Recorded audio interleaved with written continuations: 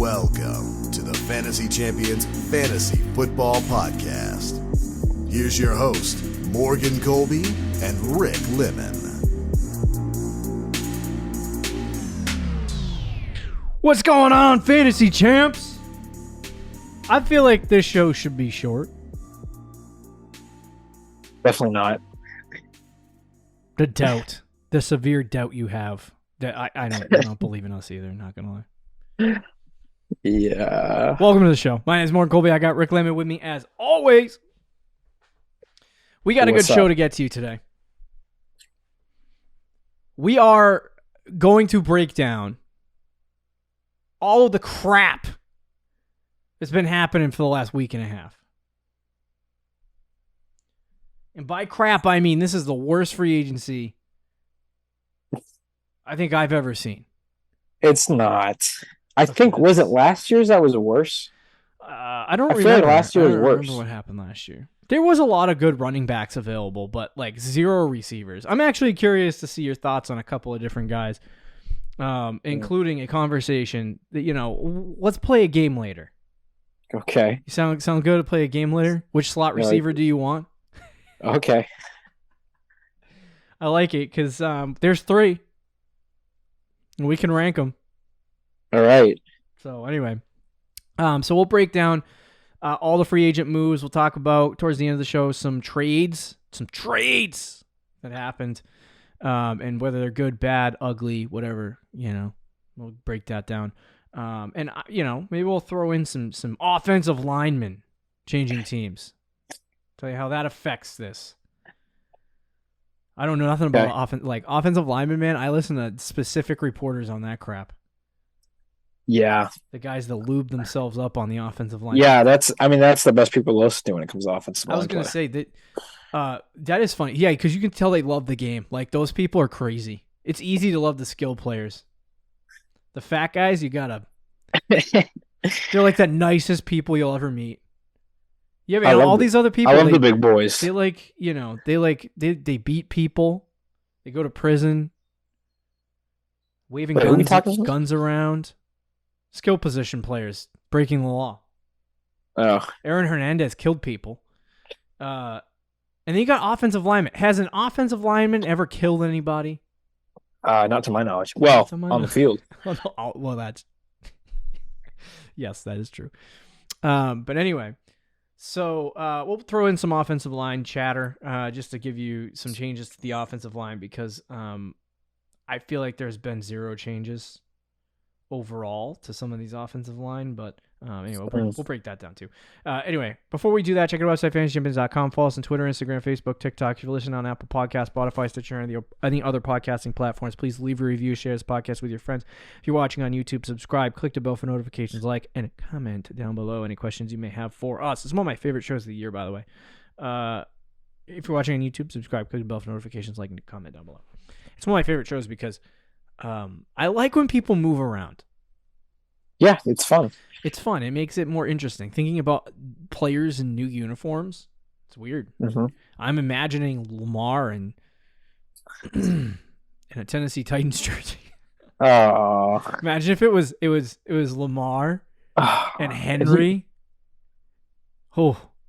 I mean, their run game would be awesome. He would just be going to a new Ravens, though, with maybe a worse defense. True. That's so true. And a better running back. No receivers. Yeah. But anyway. Good run game, but yeah. Let's jump into some free agent stuff, and then Rick, do you have the trades in front of you? You can go over the trades. I have some of the trades. Okay, we can go through the trades at the end. And maybe if we have time, speculation. Okay, there we go. Like speculation. Well, I love speculation. All right. So number one, biggest free agent that has that's on the market right now. Still don't have a team. Lamar Jackson. He was tagged non-exclusive, $32.4 million, which I would take Lamar at $32.4 million, considering that the Giants are paying $45 for Daniel Jones. But anyway, I would pay Lamar whatever he wants. Yeah, I'd pay Lamar whatever the crap he wants. Rumors, speculation. Titans, Patriots. They say wild card, but literally no one else is talking about any other team. I heard Colts. Colts as well. I heard that today too. Yep. But they're probably going to draft someone. Rick, usually when there's a wild card, there's usually some front runners, but we don't have some front runners. So I don't know if they're wild cards. I think they're just front runners. Yeah. Apparently, some people think there's collusion going on because nobody wants to. Yes, there is collusion. That's with the Ravens. 1,000% there's collusion going on. I'm heading on DraftKings Sportsbook, and we're gonna find the odds for. Can you even bet on that on DraftKings? You probably can. Yeah. Oh. I would say the Ravens are by far number one. The favorite. Yep. The hell is and then who knows what the rest is. I bet even though the Falcons said they weren't interested, I bet they're still up there. Probably. Are you trying to find it? Yeah, dude. I'm trying to find NFL. Like, why did they freak me like this? This app. Let me look for it. I got you, dog. Okay. All right. But I would say now it's starting to sound like, this is going to become way more interesting. Is it starting to sound like Lamar does not want to play for Baltimore? I heard that report today. And if that's the case, that means Lamar's actually leaving. Like, he's going to go somewhere, which would be absolutely wild.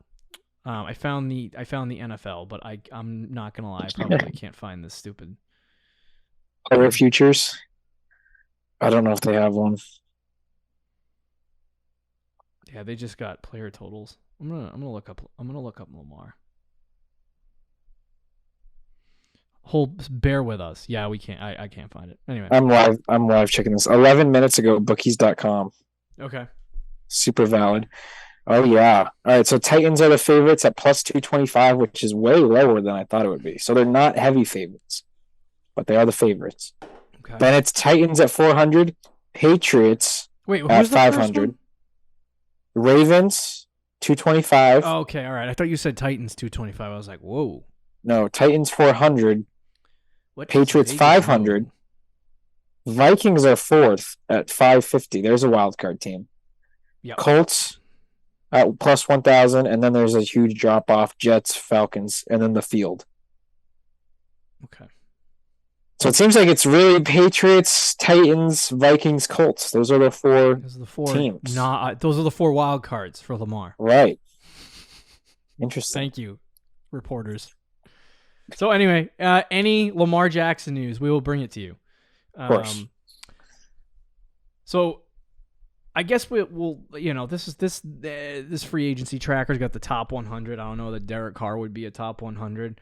He's number 2. He's number 2 right here on this list. So we'll just because he's a starting quarterback, a decent one. We'll go with it. Derek Carr moves from the Raiders to the New Orleans Saints. 4 years, 150. What is that? 35 a year? I think it is. Believe. Quick math. I'm not gonna even try. I'm just gonna. That is 37.5. Yeah, that's a lot of money. It is a lot of money, but it's less than Daniel Jones. Less than Daniel Jones. I'd rather have Derek Carr at 37 than Daniel Jones at 45. I probably would too. At those prices. Okay, so for fantasy football, Derek Carr obviously goes to the Saints. Carr has held up some good fantasy options, regardless of whether you think he blows or not. He holds up a lot of good, fantasy options. Darren Waller, Adams had a good year last year. Hunter Renfrow has had good years in the past, so definitely some options there. So the Saints have always injured Michael Thomas and Chris Olave. So I love this for Chris Olave because there's actually somebody who can throw the ball to him. I don't know if Michael Thomas being there is going to affect some of that stuff, like in terms of target share. But those are the two guys that I think would get the best, most beneficial bump here. And then also, Carr does like to throw it to the running backs. So Alvin Kamara. Unless he's suspended. Yeah, I was going to say unless he's suspended. I would say it's a boost for everyone in the Saints offense. Maybe not Olave because I feel like he was going to be good no matter what. And same, I guess, with Michael Thomas. I would say maybe it's a boost for Kamara if he actually plays. So he might be back to that, but or back to that RB1 status. What are the odds that Derek Carr participates in the prison league over the NFL this year? I mean Kamara. Is that what I say? Michael Thomas? Sorry, said Derek Carr. Derek Carr could participate in the prison league.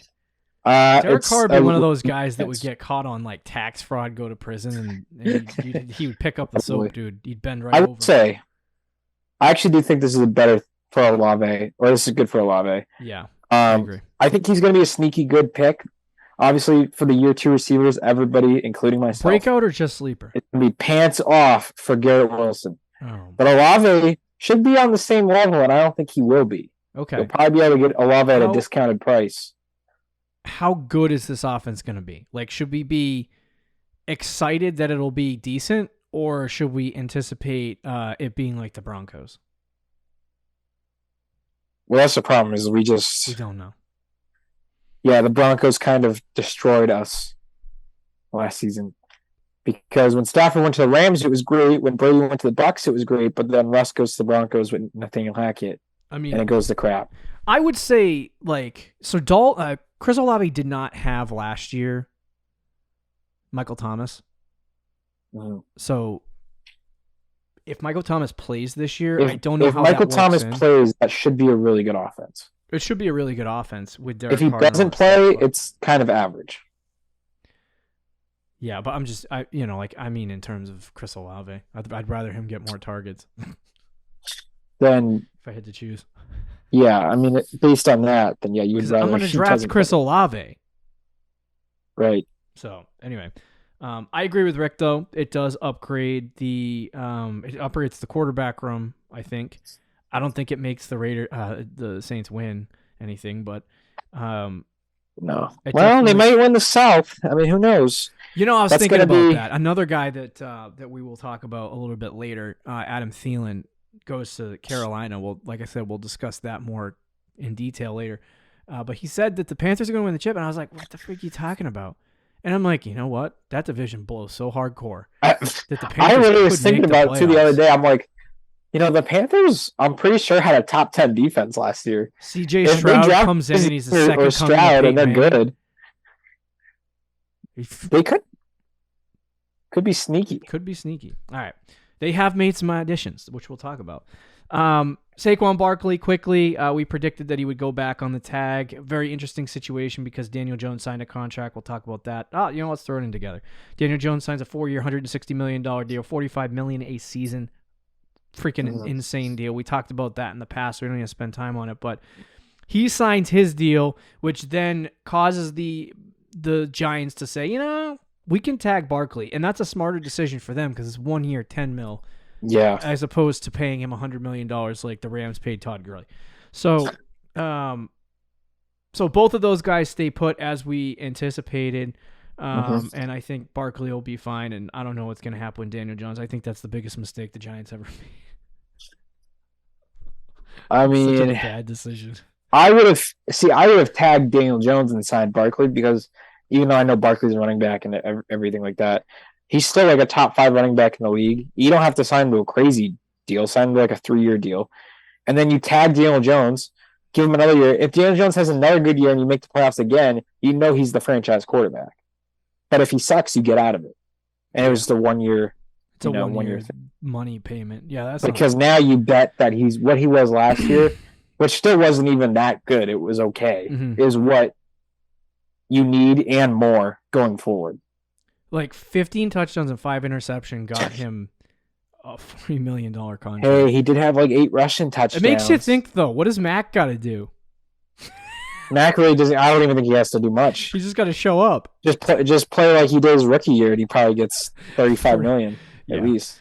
So, I was gonna say Daniel Jones is kind of like how those niche convenience stores like Cumberland Farms in New England have their own brand of chocolate.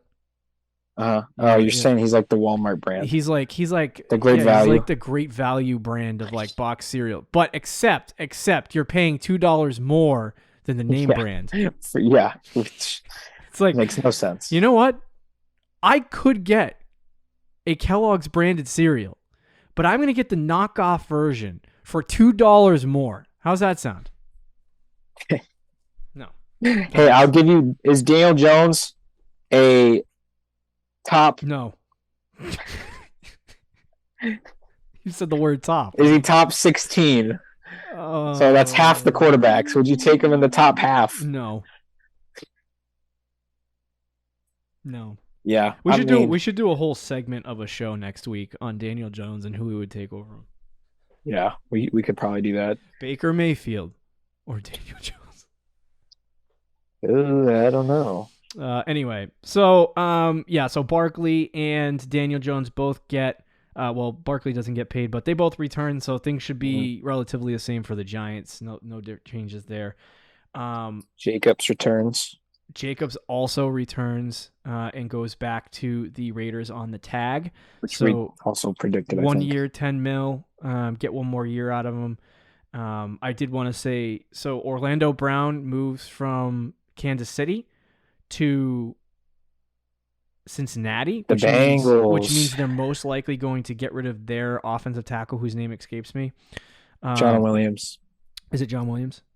Jonah, I think. Williams. So that's 4 years, $64 million. So upgrade there for the Bengals. Good things.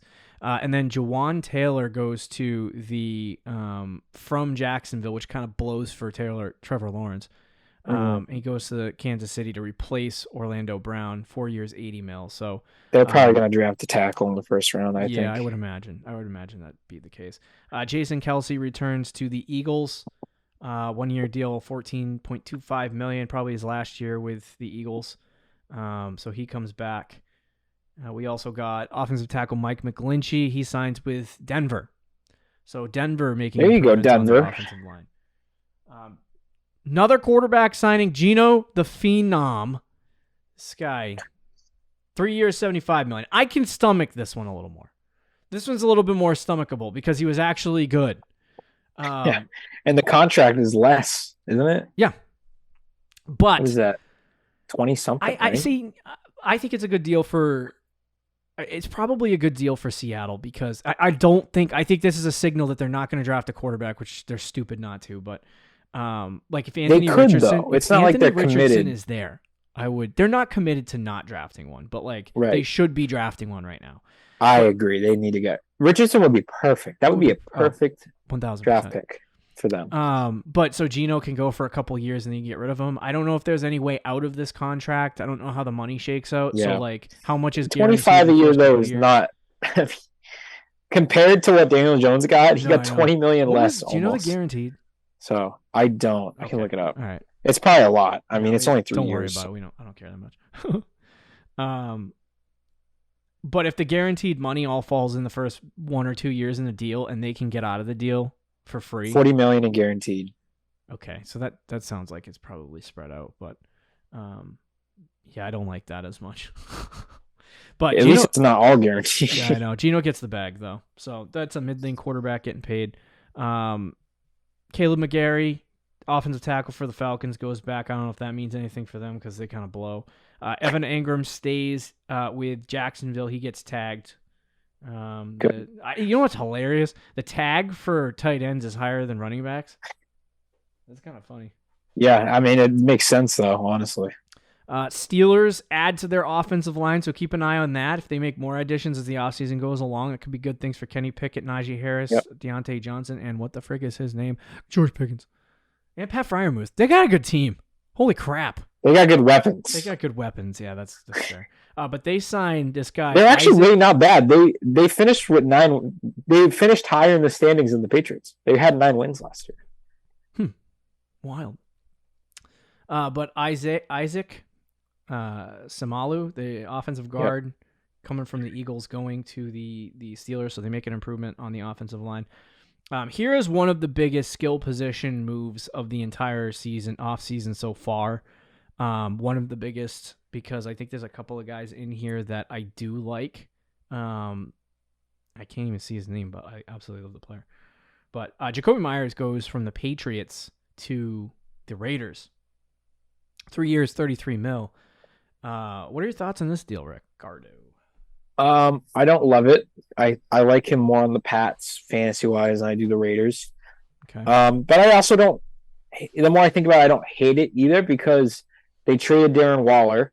Garoppolo likes his short slot passes, so which means Myers is going to be heavily involved. And he's playing with Josh McDaniels, so Josh McDaniels is going to use him the same way I think they used him in New England. So he has some okay value there. I do think he was better in New England though, because he was a like top 20 fantasy receiver in PPR with the This Pats, year? top 25. I don't know. I have to look it up, but he was He up actually there. scored touchdowns this year, so that's a little bit different. Yeah, and even if he didn't finish there, he had weeks. He was startable in a lot of weeks. Yeah. It Um, just the PPR. Like in standard leagues, he was kind of trash, but like, yeah, yeah, he was 28th in PPR, but he also missed 3 or 4 games. yeah. Yeah, like if you look at, you'd be surprised at his numbers in PPR. Ready? Fantasy points Yeah. per week: 10, 18, 24, 10, 11, 21. First 8 weeks of the season were all double digits. Then he had a slouch 6, 9, 9, 5, 3, but he finished the year with 20, 16, and 12. Yeah. That's not bad. I mean, he's a good fantasy receiver because he's reliable in the slot, and That's a lot of catches. yeah, and he gets a lot of catches. So I mean, I would imagine, going if he went to another team like, the Bears, for example, I think he would just be abysmal. If it wasn't the Patriots, and I had to pick one team, it would probably have been the Raiders. And just because going to Josh McDaniels, they're probably going to use him. Now, this could go one of two ways because I've seen this happen in the past. Patriots skill position players who are undrafted leave their team and then they end up garbage everywhere else. And I don't know if that happens to Jacoby Myers because they got Patriots West over there. So I have no idea. It could be good. It could be bad. Obviously we see one of the best slot receivers in the NFL in Deebo Samuel. He's a freaking ridiculous player. Jimmy threw to him for a while, but is that because Debo is ridiculous and can do 9 million things? Yes. Or is that because Jimmy Garoppolo likes to throw to receivers, slot receivers? So Also, yes. I think Myers is probably in the wide receiver 25 to 30 range if I had to guess. Like that's probably where he'd end up. Very solid wide receiver 3, second flex kind of player on the Raiders, and we'll see what happens and how they utilize him. As long as So basically, Devontae you think Adams, there's no change for his fantasy value? no, I mean I think there's a tiny hit, but like the Pats sucked last year offensively. That's true. And like Okay,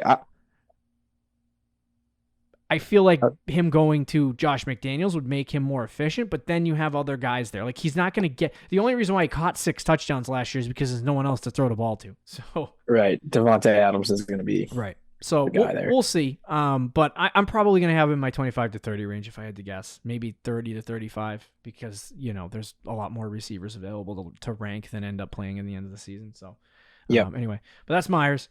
Save him in your mind for later because we'll bring him up once we get through the other 2 freaking slot signings. Jimmy G goes to the Raiders on a 3-year, $67 million deal. So this is the mid quarterback market. This is what they get now. Was that 28 mil?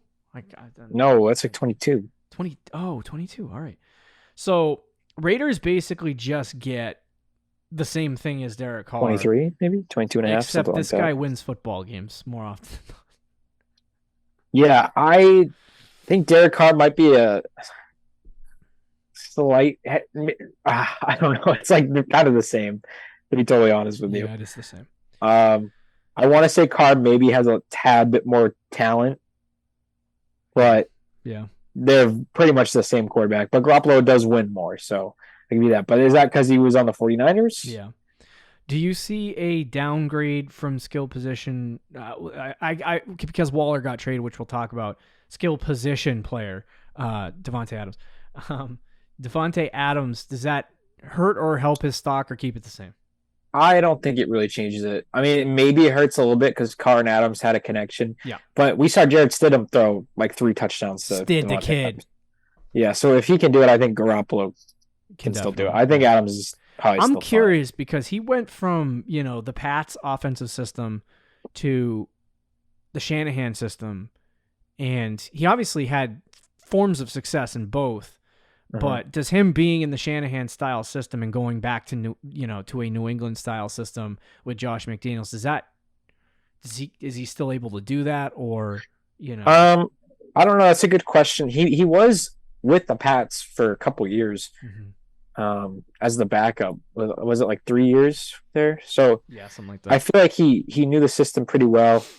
I think he's probably at this point more comfortable with the Shanahan system, but I think it's not like he's going to a completely new system where he has to completely learn it. Yeah. He is familiar with the Patriots Josh McDaniels system, so I think he'll be okay. Agreed. All right, next guy tagged Tony Pollard. Subsequently transaction for the Cowgirls. They let Zeke go. They let him walk. Yep. And I don't know if Zeke's getting a job. That's a speculation. And we don't need to spend time on it. So he's a free agent. We'll tell you where he goes when that happens. But Tony Pollard gets tagged. He stays. Zeke's out. This is a double down on Tony Pollard, even though they only tagged him. Like, I ranked him top 12 when we did our running back show. Yeah, he might slip higher. Like he's younger, better Zeke that we wanted to get the ball the whole time. Yep, in a really good offense. Yeah, that's really good for Tony Pollard. He's going to be highly ranked and highly drafted coming up this year. That could be a mistake or it could not be. It's weird. It's honestly weird. Tony Pollard was a handcuff for so long that my brain's just accustomed to looking at him as a handcuff. I know. And if he goes in the first 2 rounds of a draft, I'm going to be like, I feel violated a little bit mentally. He's probably going to be a second-round pick. Yeah, probably. But I love it. I love it. I think it's great because what he was doing last year was top 5 production when he was getting the ball the whole time. Right. No, it's a great thing for Pollard, especially with adding Zeke into it. Mm-hmm. They did sign Ronald Jones, but he's not going to be like. I mean, worst case scenario, they use him like Zeke last year, and Pollard's still a top 10 running back. Yeah. I don't even think they're going to give him the amount of work that Zeke got, and they probably won't. No. All right. Dalton Schultz. Tight end goes from Houston. Goes from Dallas to Houston. So we thought he was going to trot himself back to Dallas. He goes to the Houston Texans. This is horrible for him. He's dead now. I don't think he's dead. I think it's worse than. So if he was like tight end 7 with the Cowboys, let's just say he was tight end 7 with the Cowboys. I'd say he's probably like tight end 10 or 11 now with the Texans. Okay. Probably like 11. Okay. Because yes, they suck, but they might be getting Bryce Young. And rookie quarterbacks, rely on tight ends. So I'm not telling you he's going to be better because he won't. He's going to be worse on Texans, no matter what. I don't think there's any world, unless they draft Bryce Young or CJ Stroud, and he has a Herbert-like rookie season. Yeah. But he's not completely dead. I won't say he's dead. Okay. All right. Miles Sanders moves from Philadelphia, Super Bowl contenders, second place, runner-up. He goes to Carolina Panthers, who seem to be stacking. They're getting ready for their first overall pick. Yeah. This is an interesting approach because usually people make the first overall pick and then give them a year and then buy players later. This team they're buying them now. They're like, we're going all in. For a rookie. I love it. Yeah. I don't know if I should love it because they suck, but I think it's great. It's great for him because we saw at times last year Donta Foreman do good. Who's the other guy? Who's the other stiff? Chuba Hubbard. We saw both of those guys have success last year in Carolina's system after McCaffrey left, who also had success in Carolina's system. If they give Miles Sanders the ball as much as they gave those guys the ball, and he's better, Miles Sanders is going to be a good running back. I would rank him in my top 20. Yeah, I agree. I think it was probably the best landing spot for any running back, in my opinion, or one of the best landing spots. So getting Sanders there, I think he's going to be a workhorse. Mm-hmm. Foreman, I believe, signed with the Bears. I think Deonta Foreman. Yeah. He went elsewhere though. They didn't re-sign him, so it's going to be Sanders and Chuba Hubbard. I feel like Sanders, they're going to use him in a McCaffrey-like role. So it's great for Miles Sanders. Yes, the offense will be worse. So maybe it evens out in that standpoint, but he's going to get a lot of work. I think he's for sure a top 20 running back, though. Okay. I agree. Love Miles Sanders to the Carolina Panthers. Just watch out for the bad offense. Like, if they get a quarterback and the offense looks semi-efficient, like top 15, then I think you're fine there. I don't know if it will. I don't know if it's going to get there either. They have, they went out and they purchased Adam Thielen, which we'll talk about in a second, but I brought him up twice now. So I probably should just talk about him, but anyway. We can just talk about him. I don't have the numbers. We'll wait. But Okay. anyway, so yeah, Miles Sanders goes there. David Montgomery signs with the Lions. Considering how much work Jamal Williams does, they didn't want to pay Jamal. So they go out and get a cheaper version of him and get David Montgomery. I think they spent more money on getting on him. David Montgomery. Yeah. Oh, I think they did. So anyway, They wanted they're going to use him like they used Jamal Williams, and Swift is going to be your scat pass catching back at this point. So, there could be some value in David Montgomery as a flex next year. Sure. I want to see how high he goes because I don't love this landing spot for him. I don't think it's like I don't either. I think they are a good offense, and I think he'll be able to score fantasy points, and he's going to be their goal line back and all of that good stuff. So that's really good for fantasy. But I don't love it because there's no work for him. Like at least he's not going to be a workhorse. With Chicago, there was like 25 carries. Now, I will say, if the Lions really don't like Swift, which it feels like they don't love him, or if they move off him, this could end up being a great landing spot. Yeah. So I would Go ahead. I was just going to say it's intriguing. I do think it's worse than what he was in Chicago as it stands right now. Mm-hmm. But he still does have flex value because if he's really in the Jamal Williams role, he's still going to get a lot of carries and all the goal line work. He's got that flex appeal. Yeah, he'll get a touchdown a week. Wow. With 0 catches. Kind of reminds me of Damian Harris last year.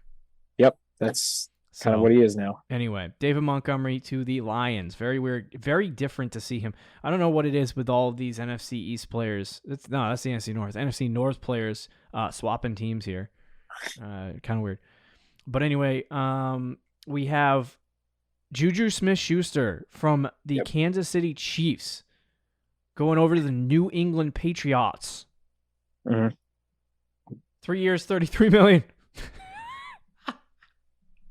Same contract. I can't help but laugh. Same contract. It's actually very, very different, but it's actually like $6-7 million less a year for the Patriots than it is for the in guaranteed Raiders. money or bonuses. What is it?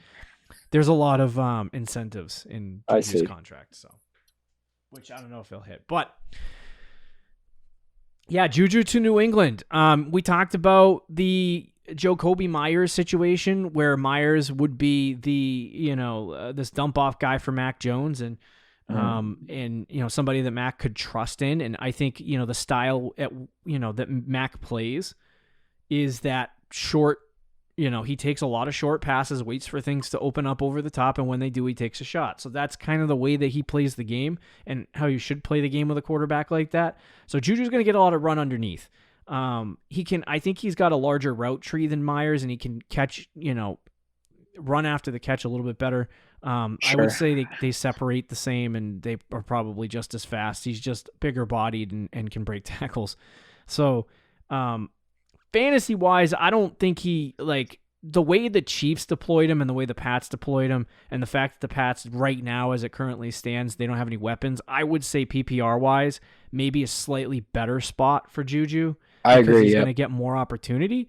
Efficiency wise, I think he'll take a hit, but I think he's not going to be. He's going to be a good player for the Patriots. I just, if they get somebody else, I don't know if that opens him up or if it takes things away from him. We'll have to find out. But I do like Juju to the Patriots. I think it's a good move. Yeah, I agree. I think to me, he's basically the same player as Myers.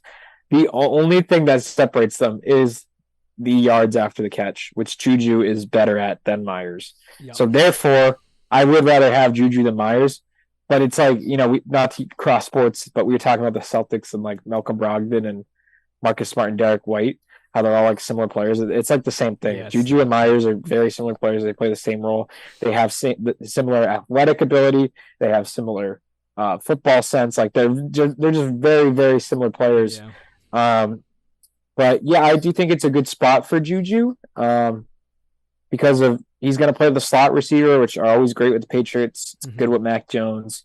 And I think it is a slight upgrade than what it was with the Chiefs, just because of how much the Patriots use that position compared to the Chiefs. Yeah. And Travis Kelce kind of is their main slot receiver in a way, where with the Patriots, I feel like Juju will probably be their main slot receiver. So he finished as wide receiver 27 last year in PPR. I think he might see a slight boost We'll see how the rest of the offseason goes there with the Pats and receivers. But as it stands today, I would say he's probably top 25, and he's in that 20 to 25 range for receivers. Okay. And then the Patriots making another move at tight end, picking up Mike Gesicki from the Miami Dolphins, 1 year, up to $9 million. So they snag Mike Gesicki, and I think it's a great move. I've always liked Mike Gesicki, like 6'6", good hands, can't block. Yeah, cannot. Which is surprising because he's 6'6", 250. Yeah, so he's a big player, and he's very, very good pass catcher. He's always been an intriguing prospect for me, but I felt like the Dolphins they had like one good season with him, but I felt like they never knew how to deploy him.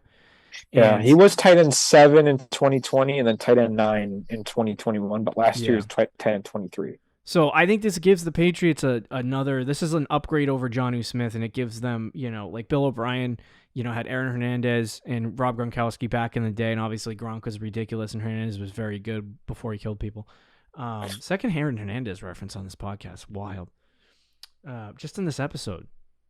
I know. So, but Mike Gesicki kind of, with him and Hunter Henry, it kind of gives you that, like Hunter Henry would be your inline, tight end. And then, Mike Gesicki would probably line up in the slot in some instances and spread concepts.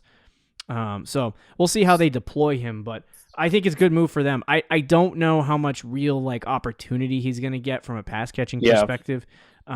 Especially if the Patriots go out and add a D-Hop or a Jerry Jeudy or somebody like that. So I don't know how much real opportunity fantasy-wise he's going to get. But when you talk about a guy that's probably between 7 and 10 in terms of tight end rankings, they're all the same. So it doesn't really matter to me. I don't think it's well. So I will say this: if the Patriots don't do anything else, then I think Gesicki could have fantasy value for sure. Yeah. But if they do add number one receiver, whether that's their first round pick, Jerry Jeudy or DeAndre Hopkins, one of those three out routes or outlets, I guess.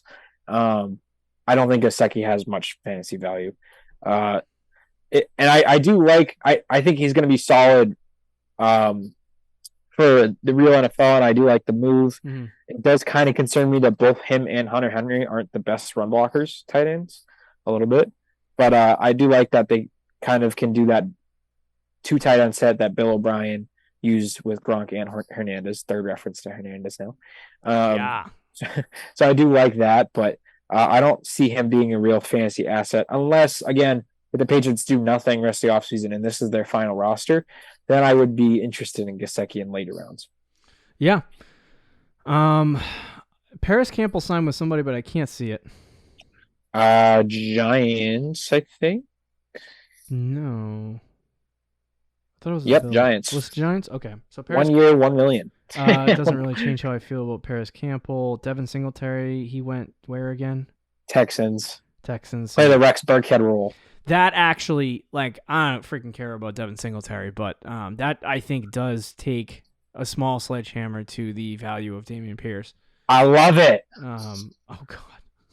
You know why? Because people like you were saying the Texans are going to draft a running back. They're going to draft a running back. Yes, they do. No, they bring in a crap bag like Devin Singletary to get 5 carries a game and 2 targets.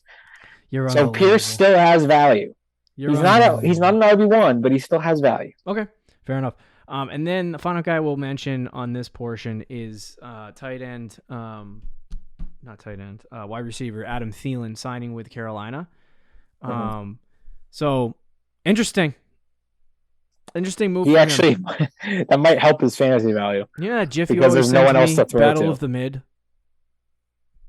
The meme. Yeah, the meme. Battle of the Mid. Battle of the Mid. That's the NFC South. That's the NFC South. It's literally all 4 teams could win, and they could all come in last. Oh yeah, it's easily that. The battle of the 8-win teams. 7 to 8 wins. They're all in that range. But yeah, so Thielen going to the Panthers, I don't like it. He wasn't good last year. He's not going to be good this year. Fantasy-wise, I think he's just about dead. So I mean, I agree with you on all those points. Yeah. But he is going to have opportunity. Okay. I mean, he's probably the wide receiver 1 on the Panthers, right? Terrace Marshall, LaVisca, Thielen. Yeah, He- yeah. I mean, he's gonna be wide he's receiver gonna one. be a receiver on the. I think he's kind of washed though, but I would take a Yeah. late round flyer on him and redraft just because he could be a target hog, but it's gross. Yeah, I agree. All right, trades. Give me some trades. Okay, so the big one, I guess I'll just start off with that one because we don't have a lot of time here. DJ Moore was a part of that trade from the Panthers to the Bears. How we feeling Bro, about DJ Moore? I became a Bears fan in one day. And I was know. already a Fields fan, so now I'm just a full bore Chicago Bears fan. That move was like, Get me Justin Fields jerseys, get me DJ Moore jerseys. For crying out loud, get me a friggin' Khalil Herbert jersey. I'll go saddle that thing up. oh, let's not go there. I'm in. Let's not go there. Do you think this helps DJ Moore or hurts him? In terms of what DJ Moore, I think stays exactly the same for fantasy football. Yeah, I would agree with that. What was he, like a 4th round pick last year? Yeah. He's probably still a 4th round pick. Like he'll probably be exactly the same fantasy wise. I actually think there could be like a slight hit just because Fields is not like he's known for his rushing and not necessarily his passing, and I think this will help his passing. Like he's a low end. I think he's like a wide receiver 2 with some upside. Yeah, that could be the case. So the comparison, and people get heated online because people get heated about things online. But they were saying that you shouldn't compare this to the A.J. Brown to the Eagles deal because A.J. Brown to the Eagles was different, and A.J. Brown was actually good. And I feel like that's a great comparison. This is a great comparison to that, dude. I mean, A.J. Brown is probably a better receiver than DJ Moore, but it's not like miles better. Yeah. Yeah. So, but I compare that to this, where it's like when you saw him go to the Eagles, my first initial thought, I love A.J. Brown. My first initial thought was hesitation because it's like, he's not really known for passing. He's known for his rushing.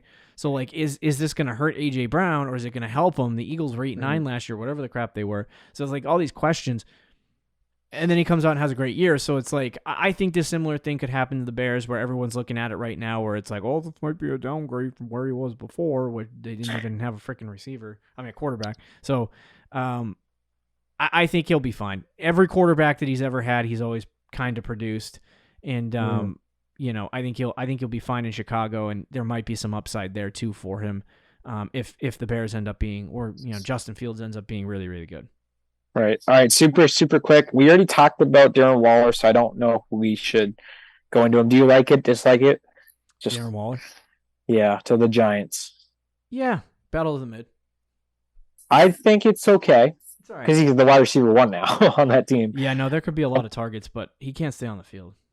Yeah, that's true. He's probably like a low end tight end. The Giants' training room is not shown to be very good, so that is also true. Brandon Cooks to the Cowboys. I like it. I think that's a really good deal for the Cowboys. I think he's a good player, but I don't fantasy value. He has fantasy value, but I don't know if it's that high. Like I would say between wide receiver 30 and wide receiver 50, somewhere in that range. Yeah, he's probably like a bench receiver, but he'll be drafted.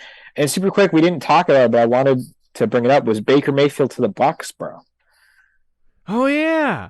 Now, see, this is a sneaky move. You want to know why? Why? Because they got so much talent over there in Tampa Bay.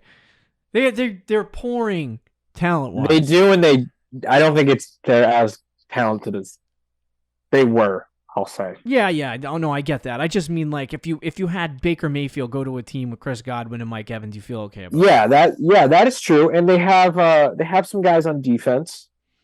I don't know if they'll win games. I don't think their defense is as good as it was when they won the Super Bowl, but it's still like probably in the upper half of the NFL. Yeah. What scares me is their O-line blows. Yeah, their O-line's trash. Other than who's their left tackle? Trent. Yeah, I know. Why am I blanking? I can't remember his okay. name. So they have 1 or 2 guys. I don't know if Ryan Jensen retired, their center. Mm-hmm. But their offensive line is kind of iffy. But other than that, there are some players. It's an intriguing spot. Yeah, very, very intriguing. I'm rooting for Baker. I want him to have success. Ever since the Browns kind of screwed him, I'm like, and then that made him worse. So, anyway. Yeah. All right. Anything else? No, I think that's it. Okay, there you go. those are the free agency moves. As a recap, we'll obviously have more updates as they go along, but the landscape of the league has changed, and if Lamar happens, it'll blow up. So we'll go through all that stuff when it happens. We got rookie rankings later this week. See you later, guys. See you. Thank you for listening to the Fantasy Champions Podcast. Make sure you subscribe on iTunes and YouTube, and follow us on Twitter @TheFFChamps.